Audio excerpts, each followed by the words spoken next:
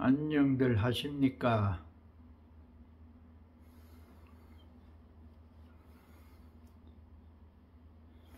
이렇게 매일 몇몇 분들이라도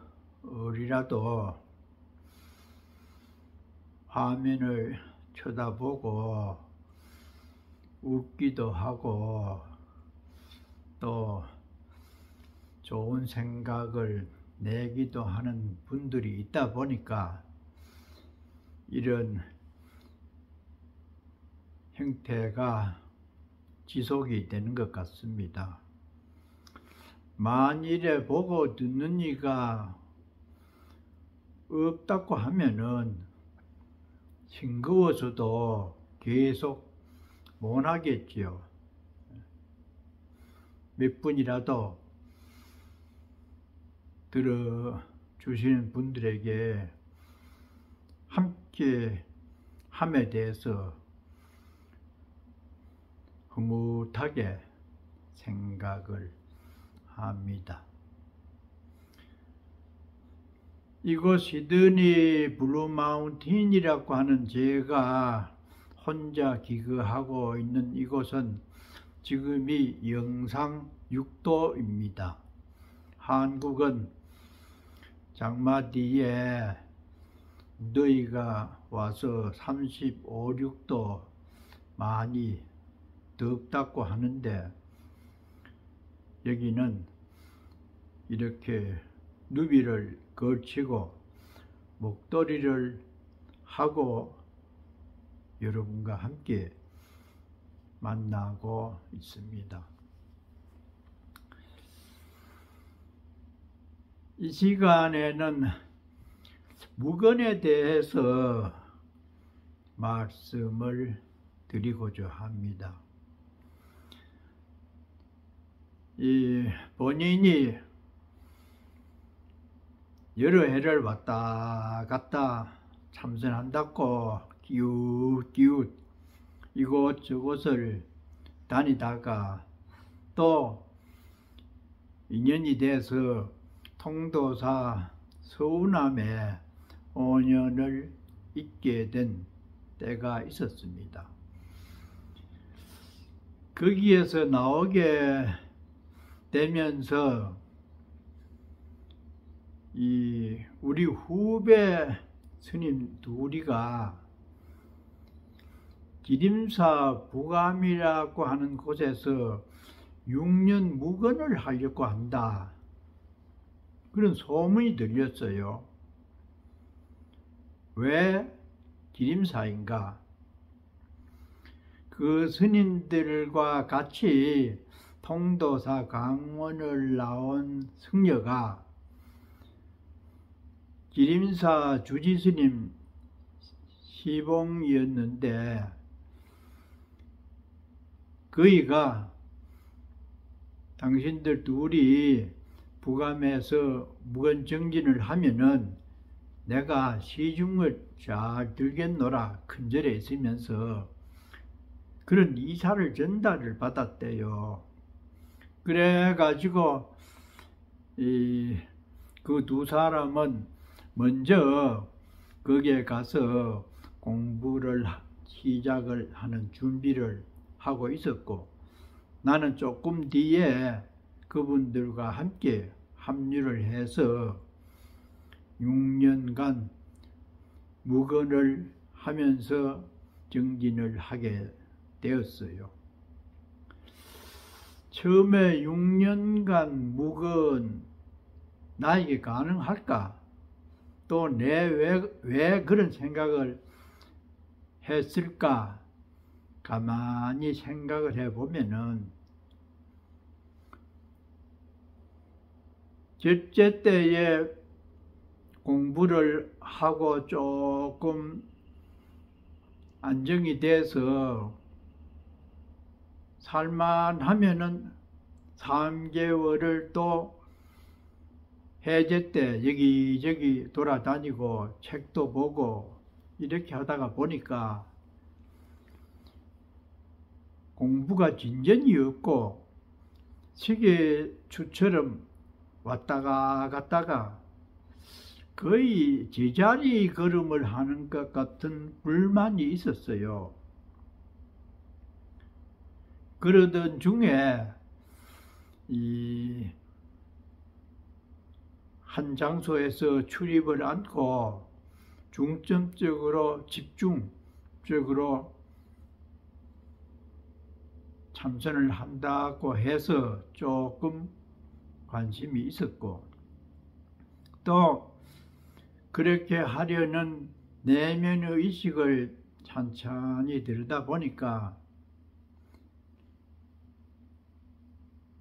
별난 공부를 함으로써 지방에 소문이 나서 하는 척하는 자기 과시욕도 그 속에 숨겨져 있었어요. 그나저나 걸망을 지고 부감에 가서 공부를 시작을 하게 되었습니다.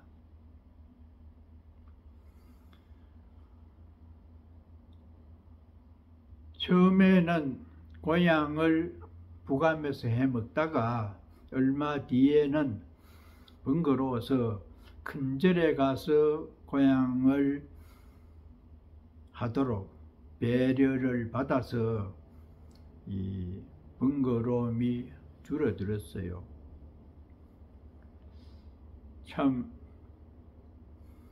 남 보기는 부끄럽기도 하고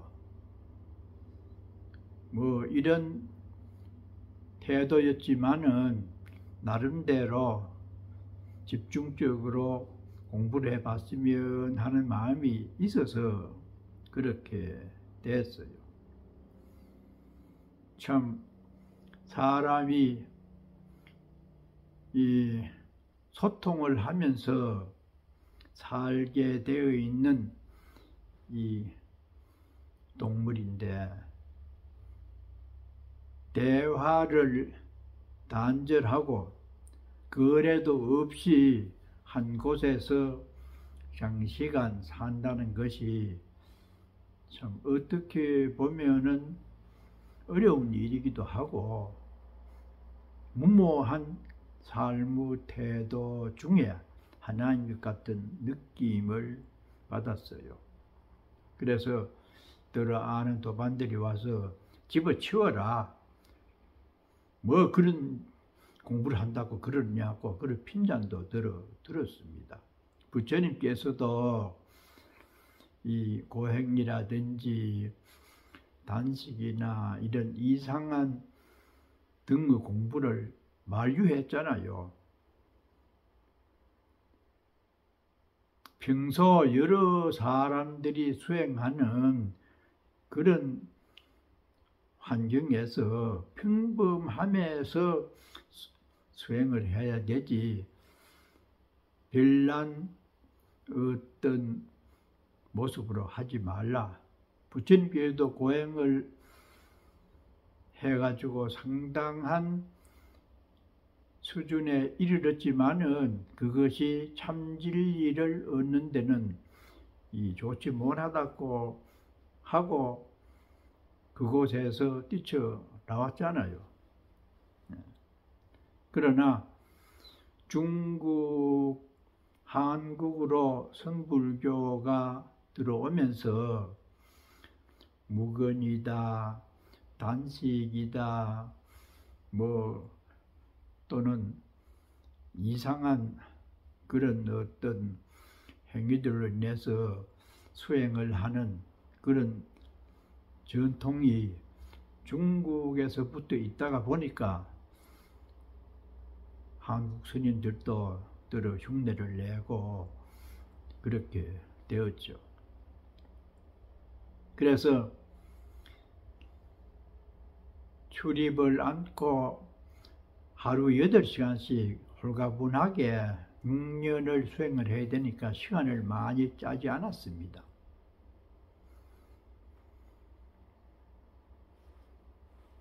처음에는 아이고 내가 6년을 묵은 안 하면서 견딜 수 있을까 후회도 좀 됐어요. 남보기 부끄러운 면도 있고.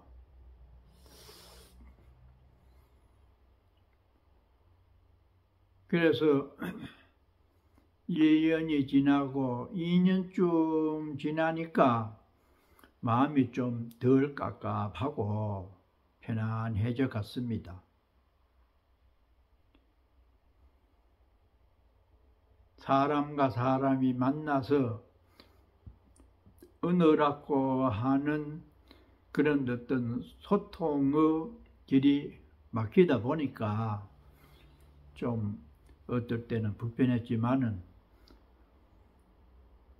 밖으로 향하는 그 어떤 세력을 안으로 자기와 철저하게 마주하는 시간을 갖는데 익숙해지다가 보니까 점점 안정이 되어감을 느꼈어요.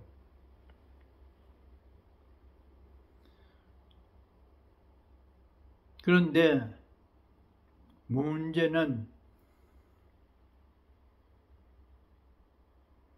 6년 묵언을 한다고 하니까 일반 신도들은 호기심도 있고 해서 들어 고향거리도 갖고 오고 와서 용돈도 주고 가고 이렇게 하는 과정에서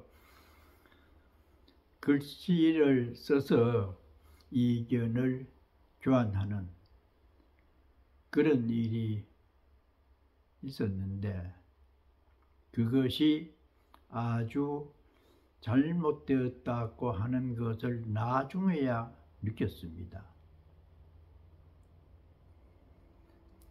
묵언을 하면서 공부를 해야 된다 이랬을 때는 정보, 번외망상의 뿌리가 되는 정보 차단을 하면서 공부를 한다고 하는 의미도 포함되어 있는데 글씨라고 하는 그런 제2의 교통이 될 수 있는 방법을 쓴 것이 패착이 되었다고 느껴졌습니다. 그때는 모르고 그냥 재미로도 그렇고 묵언 하나 척 포음을 재면서 글자로 이견을 교환을 했는데 공부에 크게 마이너스가 되었어요. 그래서 점점 시간이 흘러갑니다. 그때가 85년도에 시작을 해서 88 올림픽이 끝난 그 이듬해 90년도에 해양을 했으니까 이 참 88 올림픽을 부감에서 맞이했기 때문에 그 시간이 아주 분명하게 남아 있어요. 사람들은 가끔씩 왜 묵언을 했으며 묵언한 과정에서 어떤 것을 느꼈는가 들어 묻습니다. 많이는 우리가 묵언했다는 말을 많이 안 하고 할 것도 없고 부끄러운 일이죠. 얼마나 시원찮으면은 말 안 하고 공부한다고 들어앉았겠어요. 하도 답답해서 그런 거지 정상적인 모습이 아니잖아요. 남을 불평기 우선 하는 것이고 또 이 여러 사람들에게 별나다고 하는 모르는 사람들이 고향물이라든지 특별하게 생각하는 것처럼 하다가 보니까 거기에 덩달아서 이 헛생각도 할 수가 있었고 그래서 그 물음에 대해서 가만히 생각을 해보면은 3년, 4년쯤 지나가니까 일단은 자기라고 하는 이식에서 다소 그 감정이 줄어들면서 반대로 자기 과시를 하고 싶은 욕망이 내면의 세계에서 일어나요. 처음에는 여러 가지로 본인이 부실하다, 선근도 약하고 외모도 시원찮고 체력도 약해서 나는 이러이러한 조건 때문에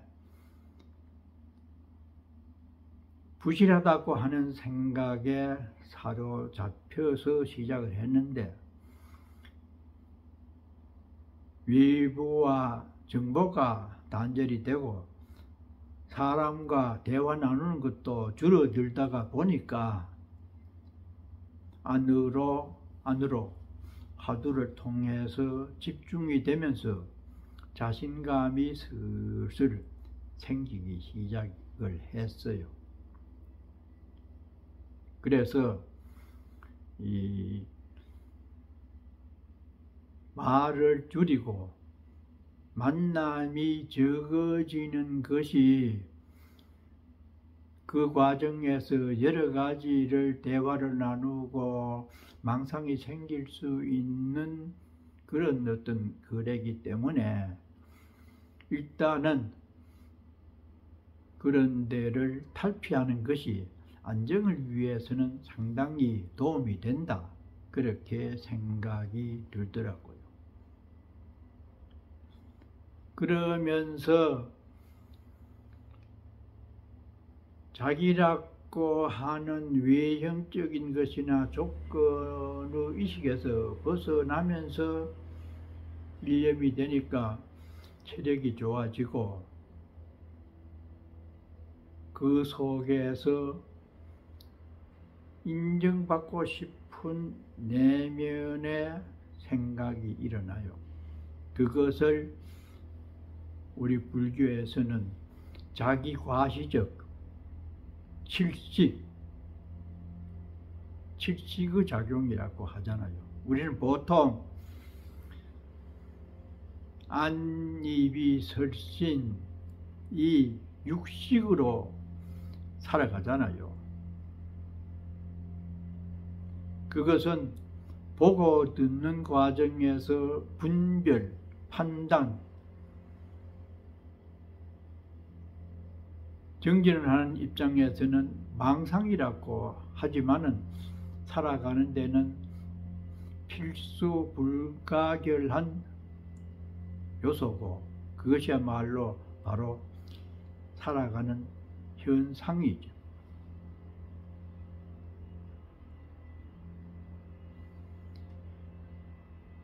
그런 이 육군이식의 작용이 단절이 되다가 보니까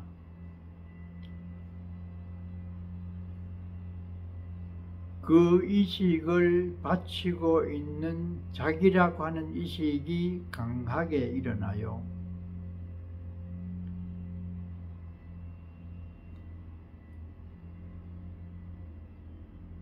그 이식의 뿌리가 상당히 깊습니다. 내라고 하는 이식, 자긍심, 자만, 아상, 그 중에서도 아애, 자기를 사랑하는 자기 과시적 욕망이 꿈틀거리기 시작해요. 거기에 네 가지가 있잖아요. 아견, 아애, 아만, 아치. 네 가지지만은 자기 존재를 인정받고 싶고 과시하고 싶은 생명의 본성이 그 속에서 꿈틀거려요. 그래도 공부를 안 할 때는 그 내용이 이 무슨 거짓말을 한다든지 어디서 무슨 돈을 많이 모아가지고 자기 인정을 받고 싶다든지 이런데 정진을 하면서 나와진 자기에 대한 그런 내용은 법문을 잘해서 이 참 대중으로부터 추앙을 또는 신통력을 보여가지고 막 남에게 이상한 소리를 듣고 싶다든지 이런 좋은 어떤 방향으로의 자기 과시를 하고 싶은 그런 생각이 강하게 일어나요.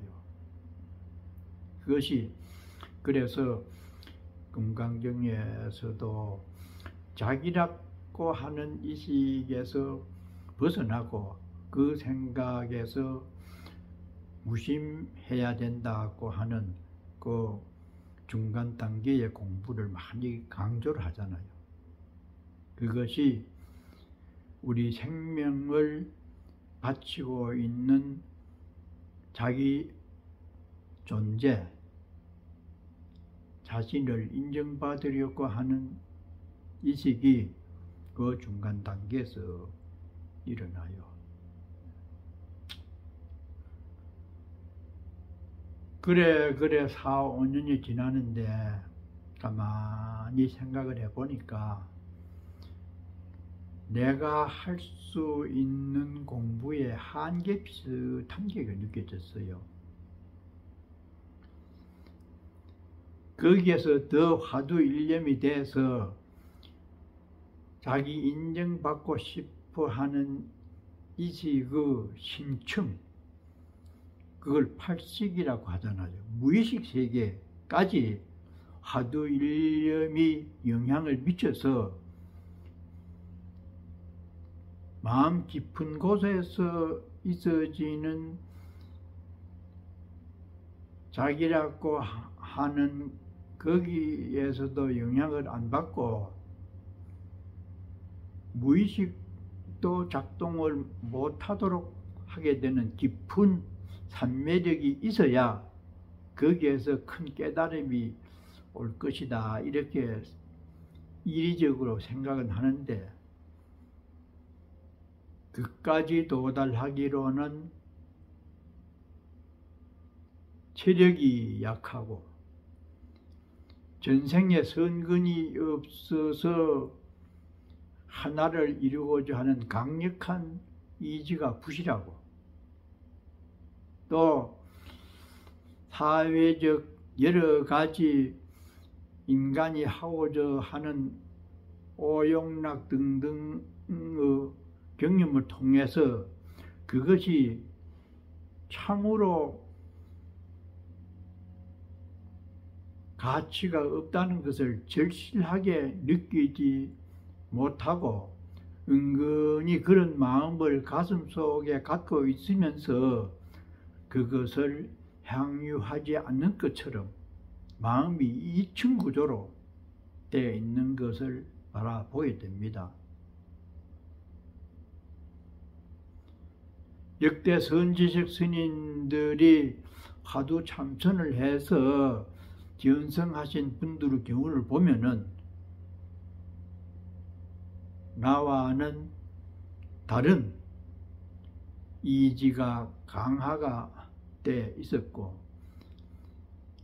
믿음의 뿌리가 굉장히 탄탄하고 또 사회 공부도 많이 이렇게 해서 외향성에서 많이 탈피될 수 있는 그런 여러 가지 조건을 갖춘 분들이 화두선을 해서 대오를 할 수 있는 분들이었는데 반면에 나는 그렇지 못한 부분이 많았다는 것을 내 스스로가 확인할 수 있었습니다. 그래서 이 참 한계를 느낀다고 하는 것이 어쩌면은 퇴보를 하고 하던 일을 중단을 하는 그런 이시 그 발로라고 생각이 돼서 좀 서운한 부분도 있었지만은 자신을 은밀히 관찰해 보니까 그런 결과가 왔어요. 알지 못함에 대해서 지속적으로 이심을 가지려면은 신심이 견고하고 그 부분에 대해서 내가 꼭 알아야 되겠다고 하는 철두철미한 그런 사상이 바탕이 돼야 되고, 그러려면은 체력이 따라주는 어떤 선근이 없으면은 힘들어요. 그래서 살만하고 편안하고 나름대로 애를 써서 이 정도면은 되었다 싶은 자기 만족감을 갖는 것이 화두 공부를 하는 데 있어서 큰 마장 중에 하나인데, 거기에 머물고 싶다고 하는 의식이 발동하는 것이 앞서 말씀드린 여러 가지로 부실하기 때문에 그래요. 그래도 그 전보다가는 일단은 이 자긍심을 갖고 그 무엇인가 하면 된다는 강한 의지를 갖게 된 것만 해도 조금은 큰 힘이 되지만은, 다른 큰 선지식 스님들과 같은 그런 옹골찬 정진을 모함에 되는 데에서는 늘 참 위축이 되고, 다음 생에는 더 깊은 공부를 할 수 있게 되는 인연이 있었으면 하는 그런 바람으로 지금 살고 있습니다. 그 뒤에 부실해서 더 깊은 곳으로, 한국에서 가장 깊은 곳에 들어가서 공부를 해야 되겠다 이래 싶어서 찾아간 곳이 이 봉화였고요. 봉화 토굴에서 지내다가 인연이 되어서 호주로 와서 참 33년째 이렇게 지내고 있으면서 여러분들과 함께 이런저런 말씀의 교감을 나누게 되었습니다. 잘들 계십시오.